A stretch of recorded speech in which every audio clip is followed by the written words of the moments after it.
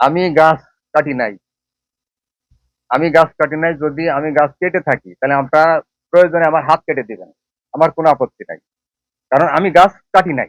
এই ক্যানেলের গাছ আপনার এই ক্যানেল পরিষ্কার করার জন্য ডেজি ক্যানাল পরিষ্কার করতেছিল, এই মুহূর্তে এই গাছগুলি কিছু উপড়া যায়, ডেজারের মাধ্যমে উপড়া যায়। উপড়ানি গাছগুলো বন কর্মকর্তার কাছে ওরা রিপোর্ট দেয় যে 500 থেকে 600 গাছ ক্যানেলে কাটা পড়ছে। এই মুহূর্তে বন কর্মকর্তার পক্ষ থেকে 2 জন কর্মকর্তা আসেন ঘটনাস্থলে। আসার পরে উনি আমাদের দেখি ক্যানেলে যাই, চ্যানেলে যাওয়ার পরে উনি দেখি তো বলল যে এটা তো আদর ঠিক না, সত্যি কথা না। যে কয়টা গাছ উপড়ে গেছে এই গাছগুলি আপনারা হেফাজতে নিয়ে মসজিদে দেওয়ার ব্যবস্থা করবেন। এই কথা বলার পরে ওনারা হঠাৎ করে এই ওসি বা আরো প্রশাসনিক কর্মকর্তার কাছে রিপোর্ট দিয়ে এই গাছগুলি তিনি ক্যাম্পে নিয়ে যায়। কতগুলো উপড়ায়নি গাছ গাছগুলো এখন এখন বর্তমান কোথায় আছে? ক্যানেলে আছে। প্যানেলেই করে আছে। জি, যে জায়গায় আপনার গাছগুলো লাগানো ছিল সেই জায়গাটা কি প্যানেলের সম্পর্কে? ক্যানেলের সঙ্গে।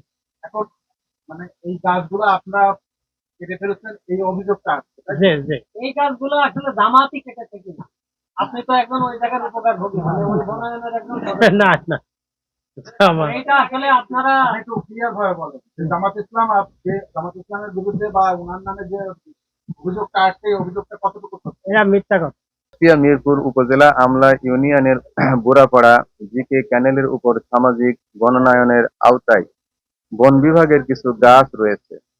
সম্প্রতি জিকে ক্যানেল খননের কারণে কয়েকটি গাছ ক্যানেলের মধ্যে হেলে যায়, ভেঙে যায় ও উপড়িয়ে যায়। এই গাছগুলো যাতে বিনষ্ট না হয়ে যায় সে কারণে মিরপুর উপজেলা বন কর্মকর্তা গাছগুলি গ্রামবাসীর হেফাজতে দিয়ে যান।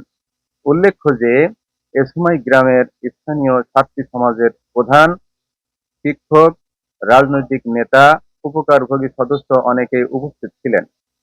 এরপর বন বিভাগের গাছগুলি বন কর্মকর্তার কাছে মসজিদের উন্নয়নের কাজে হস্তান্তরের জন্য অনুরোধ করি। এতে বন কর্মকর্তা অপারগতা প্রকাশ করায় এবং তার পরামর্শক্রমে আমাদের হেফাজত থেকে সন্ধ্যা পুলিশ ক্যাম্পের ইনচার্জের হেফাজতে হস্তান্তর করা হয়, যার প্রমাণ আমাদের কাছে সংরক্ষিত আছে। প্রিয় সাংবাদিকবৃন্দ, সাধারণ এই ঘটনাকে রং লাগিয়ে রাজনৈতিক স্বার্থ হাসিলের জন্য একটি কুচক্রী মহল আমাকে এবং আমার প্রিয় সংগঠনকে জড়িয়ে সম্পূর্ণ মিথ্যা ভিত্তিহীন উদ্দেশ্য প্রণোদিতভাবে একের পর এক সংবাদ প্রচার করে যাচ্ছে। এটি কোনোভাবেই আমাদের কাম্য নয়। আমি স্পষ্ট করে বলতে চাই, এই ঘটনার সাথে আমি এবং আমার সংগঠনের ন্যূনতম কোনো অসৎ উদ্দেশ্য ছিল না এবং নেই। আমি বিষয়টি সুষ্ঠু এবং নিরপেক্ষ তদন্তের দাবি করছি এবং সেই সাথে মানহানিকর এবং সকল সংবাদ অপসারণ সহ অপপ্রচারকারীদের দৃষ্টান্তমূলক শাস্তির দাবি করছি। আমরা গাছ এখানে বন কর্মকর্তার পক্ষ থেকে হেফাজতকৃত গাছ আমরা তাদের পরামর্শক্রমে পুলিশের কাছে হস্তান্তর করেছি। আমাদের হেফাজতকৃত গাছগুলি ওনারা কুচক্রী মহল আমাদের সংগঠন এবং আমাকে, আমি গাছ কাটি নাই। আমি গাছ কাটি নাই, যদি আমি গাছ কেটে থাকি তাহলে আপনারা প্রয়োজনে আমার হাত কেটে দিবেন, আমার কোনো আপত্তি নাই, কারণ আমি গাছ কাটি নাই। এটা যেহেতু জিকে ক্যানেলের গাছ, এটা সংস্কারের উদ্দেশ্যে উপড়ে গেছে, ভেঙে গেছে, পড়ে গেছে, এটা বন কর্মকর্তার মাধ্যমে আমাদের গ্রামবাসীর কাছে হেফাজত রেখেছিলেন, সেটি আপনার গ্রামবাসীর কাছে বন কর্মকর্তা যে অপারগতা প্রকাশ করে উনি ওনার হেফাজতে আমরা দিয়ে দিই, এটুকুই। এটি আমি মনে করি উদ্দেশ্য প্রণোদিত, যেহেতু আমি এবং আমার রাজনৈতিক জীবনে বিশেষ করে বাংলাদেশ জামাত ইসলামকে ঘায়েল করার জন্য হয়তো বা কোনো উদ্দেশ্য তার আছে।